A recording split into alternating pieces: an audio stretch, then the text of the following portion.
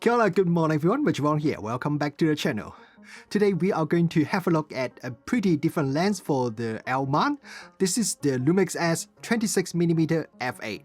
This is an extremely compact and lightweight lens, but it also has more than usual amount of limitations that you need to be aware of.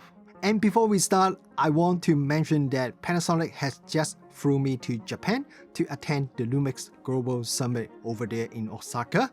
And during this event, they introduced the Lumix S9 and this lens to us. I just want to mention it here for full transparency.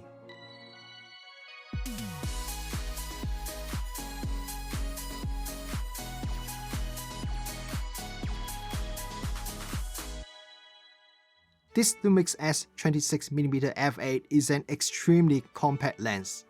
These days, a lot of lenses, they call it pancake lens, but they are all quite thick, so they are more like a cupcake.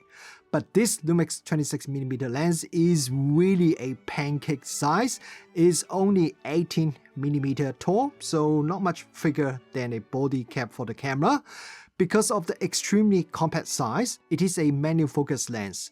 This is the first manual focus lens from Lumix for the S mount, but unlike other third-party manual focus lenses, this lens still has electronic contacts, so the photo you shot would have the lens information embedded in the EXIF data. You don't need to manually enter the focal length. The camera can also apply lens profile correction automatically as well. The lens has no front lens cap and you can't install any filter to the front of the lens as well. The weight of this lens is only 58 grams, so this is probably the lightest full frame lens in the market. The construction of the lens is completely plastic, which is not really surprising considering the weight of this lens, and even the lens mount is made of plastic. The focus flow is about 45 degrees, which is alright because with the lens fixed f8 aperture, you don't really need to have very precise focusing, so focus is pretty easy. Apart from the two extreme end 0.25 meter and infinity, there is no marking at all for any of the distance in between. I definitely would like to see there's at least one or two markings, say one for 1 meter, one for 5 meter, to allow easier focusing. Yes, the aperture is fixed f8, you cannot change the aperture. Fixed aperture means when you're shooting during the day, you cannot shoot at a slow shutter speed to create a bit of motion blur effect. It is an internal focus lens, so the length of the lens doesn't change when you adjust focus. Minimum focus distance of the lens is 25 cm or about 10 inches, and maximum magnification ratio is approximately 0.15 times. The image is quite sharp when shooting at the minimum focus distance. And this is pretty much the only shooting distance that you can blur the background. The bokeh when you're shooting at this distance looks alright. When taking photos at normal distance, sharpness is excellent at the center. Corner sharpness is also very good, just slightly not as good as the center. Focus at the center or focus at the corner of the photo makes no difference to the corner sharpness, which suggests the lens has very little field curvature. With the lens profile correction enabled, there is a small amount of vignetting. It's not very serious but enough to be noticeable. If you disable the lens profile correction, now vignetting is a lot more noticeable.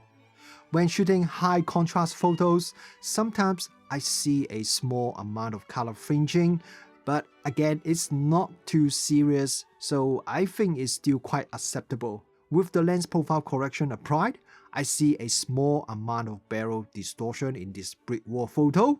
Again, not very serious. However, if I turn off the correction, now the distortion is a lot more visible. Lens flare control is pretty good. Much better than what I expected, as quite often pancake lenses have pretty bad lens flare performance, but with this Lumix 26mm lens, even when I'm shooting directly into the sun, the lens flare is still very minimal amount of ghosting as well, and contrast also remains excellent.